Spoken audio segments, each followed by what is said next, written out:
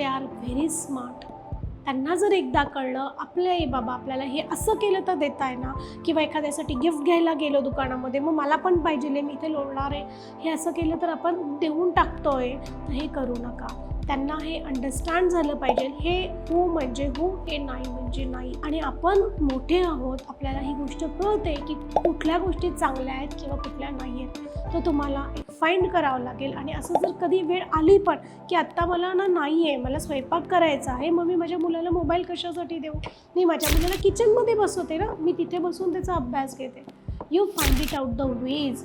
किंवा बाबा जर बिझी आहेत, किंवा तुम्ही त्याला समजा एखाद्या दुकानात घेऊन गेलेला आहे आणि एखादं गिफ्ट विकत घ्यायचं आहे, ठीक आहे, तर त्यावेळेला ते बाबांकडे किंवा वडिलांकडे ते बाळ जर मागतं की मला पण पाहिजे, नाही तर मी इथून जाणार नाही, तर त्याला ते समजावून सांगा की बड्डेला आपण गिफ्ट्स देतो, बरोबर की नाही. हे जर तुम्ही त्यांना समजावून सांगितलं तर तुमचं नक्की ऐकतील. मी हे काही जनरलाइज एक्झाम्पल दिले, पण पालकांनो तुम्हाला तुमची मुलं नक्की माहिती आहेत, तर तुम्हाला शोधावं लागेल की त्याचं उत्तर काय.